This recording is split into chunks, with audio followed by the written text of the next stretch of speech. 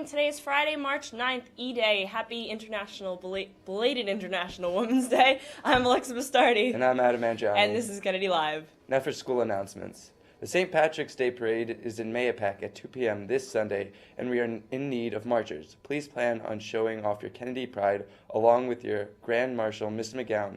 Kennedy's staging area and lineup is on the street in front of CVS Route 6, starting at 1:15. Look for Mr. Bruder, who will be there with hot chocolate and Irish soda bread.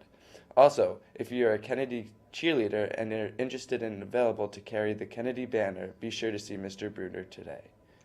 And now for This Day in History with Tiffany.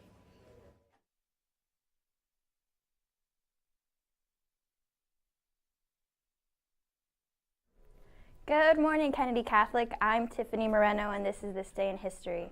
In 1497, Nicholas Copernicus records his first astronomical observation. In 1798, Dr. George Balfour becomes the first naval surgeon in the U.S. Navy. In 1864, Ulysses S. Grant is appointed commander of the Union Army. And in 1918, the Russian Bolshevik Party becomes the Communist Party. That's all for This Day in History. Now back over to the anchors.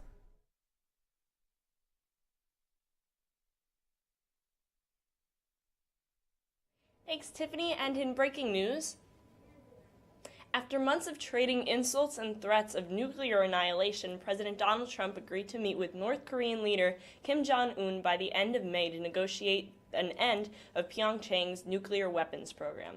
No sitting American president has ever met with a North Korean leader.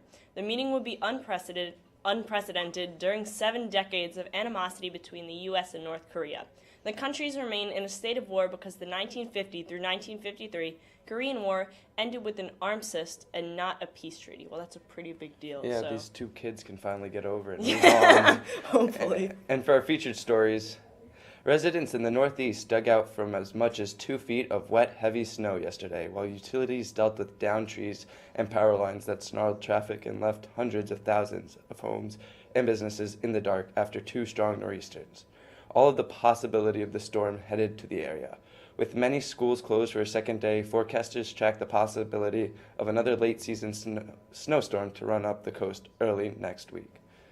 After scrambling to keep its bankruptcy reorganization plan alive, Toys R Us is preparing for liquidation.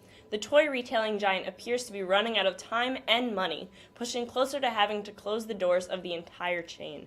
Its leaders have failed to find a buyer or reach a new debt financing deal with its lenders. As word spreads, shares of Mattel and Hasbro, 2 of the world's largest toy makers, fell in after hours trading. That's pretty bad. Yeah, I hope they work it out. Yeah. I love Toys R Us growing up. Same.